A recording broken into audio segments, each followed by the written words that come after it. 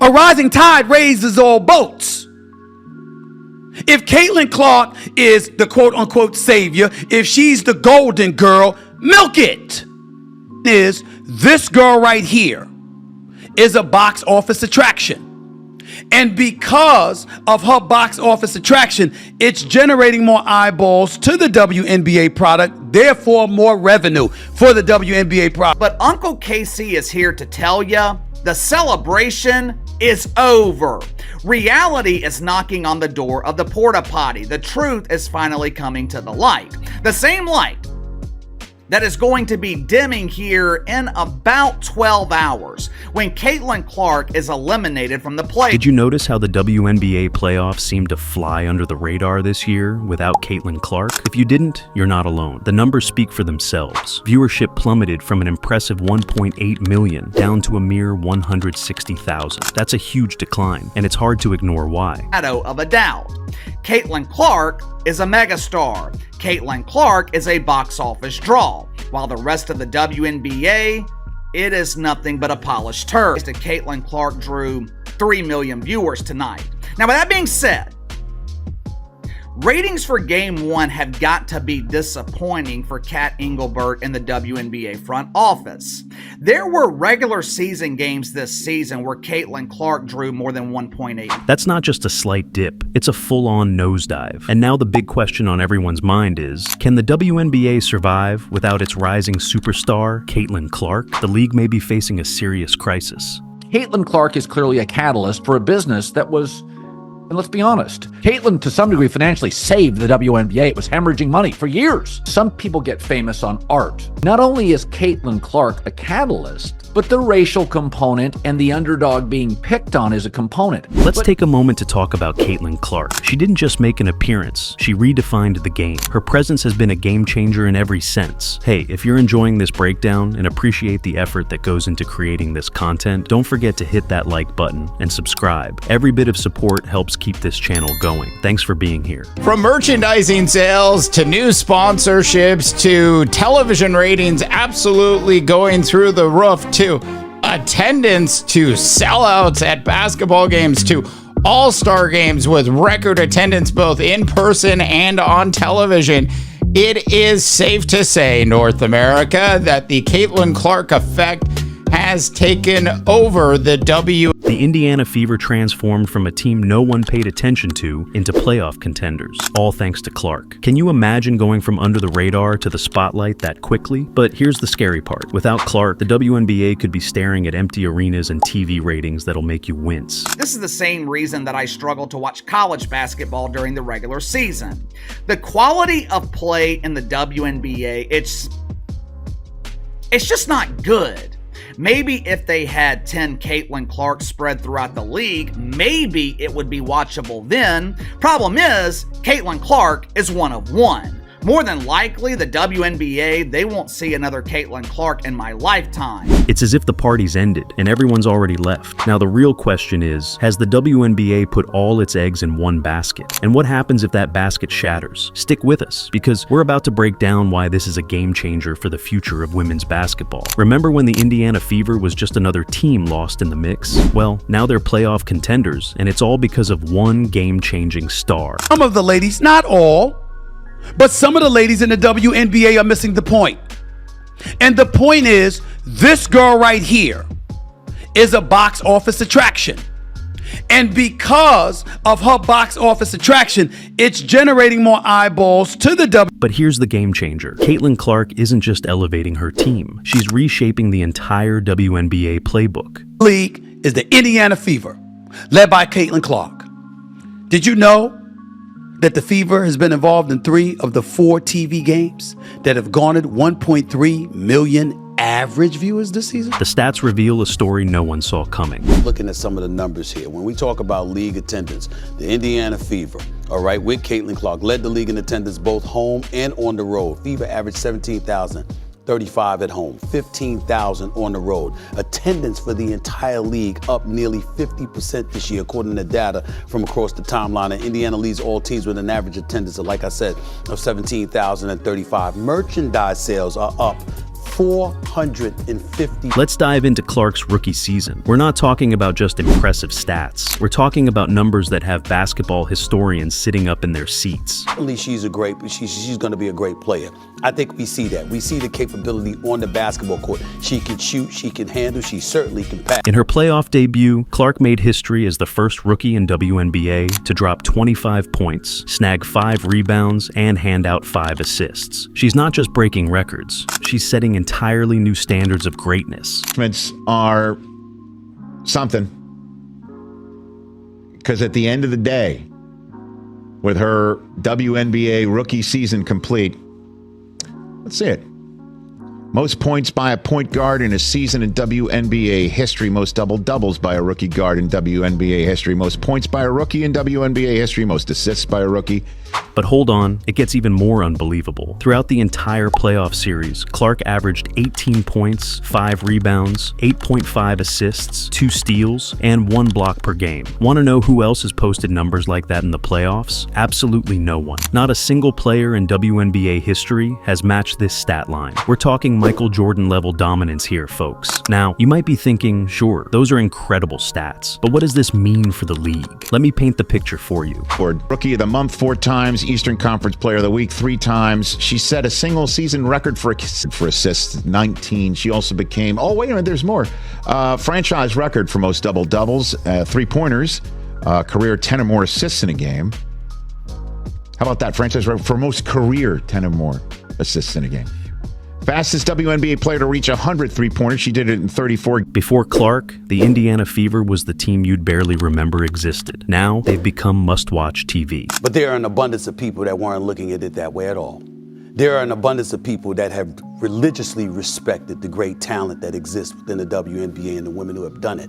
What has happened is that in America, you have somebody that's come along who, by the way, I'm going to go there, who happens to be white, and brought a level of attention and allure to the sport it had not received before. Clark didn't just make the team better, she turned them into contenders practically overnight. So let's spin it forward. So Clark's been balling on and off the court, running numbers up, been a part of several viewership and attendance records this season.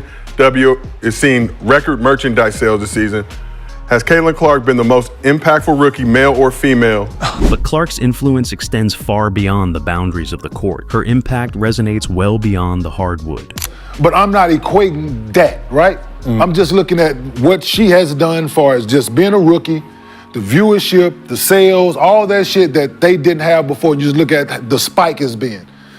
It could have been 10 jersey sales this year, and if it was 100 the next year, it's you know what's gonna happen? Her electrifying performances have turned casual viewers into dedicated fans. It's clear Clark is the face driving this new wave of WNBA excitement. For the 2024 season, the Indiana Fever are pretty much blowing out every other team. They are averaging almost 16,000 per 39 games. So this is taking into consideration not only the Indiana Fever home games, but also when they are on the road. Their lowest attendance was around 6,000 people. And if you look at the rest of the league, everybody else is around 3,000 for their lowest. Their highest attendance is 2,306. She's no longer just a player, she's the new face of women's basketball. Think about it. When was the last time a WNBA player generated this much excitement? Clark isn't just captivating basketball fans, she's drawing in people who've never even watched a women's game before. You know what? I mean, her popularity, it is the Caitlin Clark effect. Anything that we're going to put in the store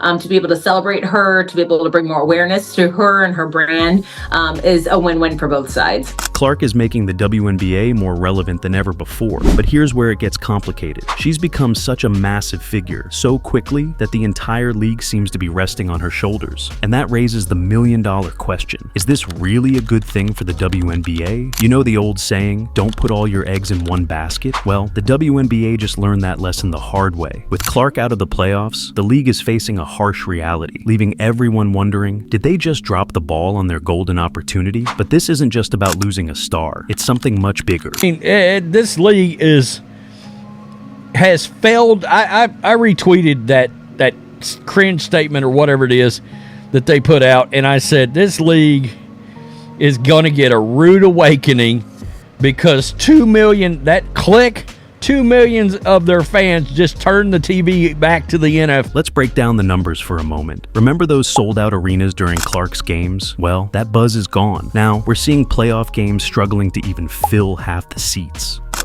This is the team that the mainstream media claims is full of big stars. Asia Wilson, ooh, big star. Kelsey the plumber, ooh, fix that toilet. Becky Hammond, ooh, should have stayed in the NBA. The most dominant team in the league, they can't draw 500,000 viewers for a playoff game. Can you picture walking into an arena that should be bursting with playoff energy, only to find it feels more like a ghost town? That's the harsh new reality for the WNBA, and it gets worse. The league isn't just losing fans, they're bleeding money. The league is more than just one player, and that's true. I mean, I'm search some of the numbers, Chad. Game 2 of Las Vegas and Seattle had 985,000 viewers. There was another game that held around 830,000 viewers. But I believe Game 1 with Caitlin Clark and the Fever, they pulled in over 1.5 million.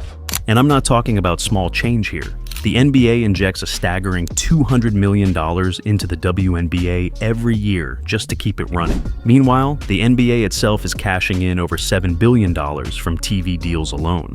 We're not looking at a gap. That's a Grand Canyon-sized financial divide. About the WNBA. I'm going to let you guys in on a dirty little secret. This company, this corporation called the WNBA is not profitable. They don't make money.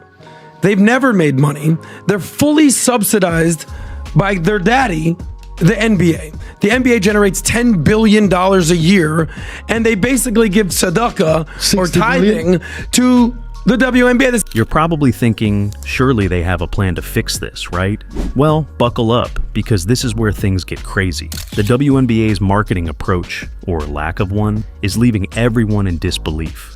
Here's the kicker. They haven't even created a single commercial featuring Caitlin Clark, the very player electrifying the league. If you got a 17,000 seat stadium and you got 2 assholes there that are drunk and spouting their mouths off, is that the norm? Is that enough for now multiple players to just be calling a fan base, just label them any old thing, and black players can't, and black fans can't be racist towards Caitlin Clark? Not a single one. It's like they've got a golden goose and decided to lock it away in the barn. And it's not just about Clark. The league's entire strategy for promoting its stars is under heavy scrutiny. One analyst even went as far as saying that without Caitlin Clark, the WNBA is nothing but a polished turd. Brutal, but it's more than just a harsh critique. It's a wake-up call. The league has been riding the wave of Clark's stardom, but they forgot one critical thing: a safety net. So, what does this mean for the future of women's basketball? We're not just looking at a rough season. This could be a pivotal moment for the entire WNBA. Feel like they should be getting the attention. Now they have center stage, but the ratings are going to go down. How far, though? That's the key. And Clark wasn't in the WNBA last year. So ESPN is going to spin this as a positive that their playoffs will be much higher rated than they were a year ago, even the playoffs without Caitlin Clark. Yes. But because they were so low, that really isn't telling you the whole story. It is bad news for the WNBA that she's not continuing to play. With Clark out of the playoffs, the WNBA is losing viewers faster than water escaping a leaky faucet. And in today's world, where attention equals currency, that's nothing short of a death sentence. Draw 500,000 viewers for a playoff game. Atlanta Dreamers and the New York Liberals. Again, the Liberals. They supposedly have stars. Remember when ESPN claimed that the Liberals had the new Big Three? Dreamers, Liberals, 410,000 viewers. But here's the real shocker. It didn't have to end up like this. The WNBA had a golden opportunity with Clark, a chance to harness her star power to elevate other players and build captivating storylines that would keep fans invested, even when she wasn't on the court. Instead, they pushed all their chips on one player, and now they're feeling the consequences. It is what it is. I'm saying this. It's important that we point this out. One of the things that I brought up this morning in talking about Caitlin Clark is that Some of the players, you want to use the word jealousy, fine. You want to use the word envy, fine. You want to use the word resentment. We want to play with words. That's cool. Now, you might be wondering, the WNBA's in trouble, so what's the next move? Well, brace yourself, because the solutions might surprise you. This isn't about a quick fix. It's about a full-scale transformation that could redefine the league. Let's start with marketing. The WNBA has been leaning heavily on the Caitlin Clark phenomenon, but it's time to share the spotlight what LeBron James said about Caitlin Clark. When he was asked about Caitlin Clark, he said, "I have a great deal of respect for her because I know exactly what it means to be drafted, to be the face of a franchise, and also get the scrutiny from a lot of people that don't believe you're ready for the next jump." And so, me, watching Caitlin, seeing what she's doing, I've been in support of her since day one because I remember myself going through that, and she has my support 100%. She is a transcendent player.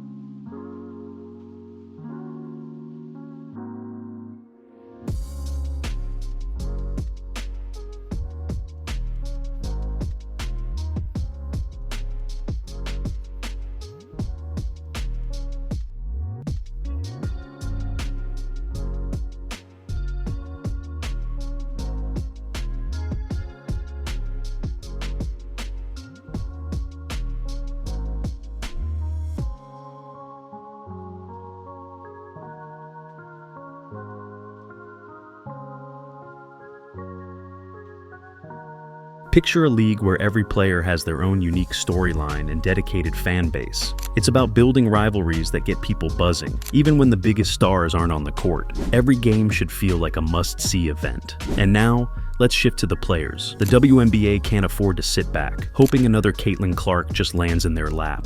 Hey, listen. And sometimes the dumbest voices are the loudest ones. And get the and most they attention. get the attention. And they get the attention. So I'm glad that she certainly is not in that category of a thoughtless voice. But here's the catch. None of this matters if the WNBA can't keep fans hooked. They need to craft storylines that extend beyond just one game or season. It's about building strong team identities, igniting fierce rivalries, and giving fans reasons to stay invested, even when their favorite player has an off night. And let's not overlook the financial side. The WNBA needs to get serious about diversifying its revenue streams.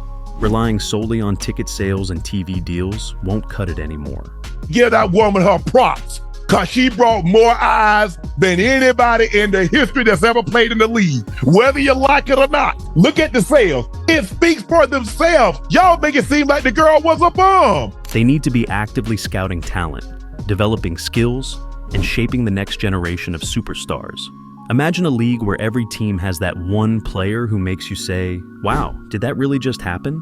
It was also a wonderful night in the WNBA. Great game between the Fever and the Sun. In the words of Simone Biles, everybody watches women's sports. Simone Biles was at the Fever Sun game last night. Fellow gold medalist Gabby Thomas was at the Fever Sun game last night. David Letterman was at the Fever Sun game last night. Lisa Bluter was at the Fever Sun game last night. I was watching it at home. What about expanding into new revenue streams like merchandise or collaborating with other big brands? There's so much untapped potential out there, and the WNBA needs to start taking advantage of it. Now, let's sum this up. The WNBA put all its focus on Caitlin Clark, and now they're feeling the effects. Half-empty arenas, declining viewership, and a league that's facing challenges to keep up. But it's not over yet. The WNBA can still bounce back if they make the right moves and start thinking bigger. WNBA, are y'all trying to have no viewers? What are y'all doing? Why does everything have to implode when y'all probably would have the best year ever in the WNBA? But you want to be mad at the white girl? Can y'all? The real question is, Can the WNBA thrive without depending on a single superstar? Or are we witnessing the start of something more concerning for women's pro basketball? What's your take? Drop your thoughts in the comments and let us know how you'd turn things around for the league. If you've enjoyed this video, just remember, it's the result of countless hours of hard work from one person. Your like and subscription would mean the world and help keep this channel going. Thanks for your support.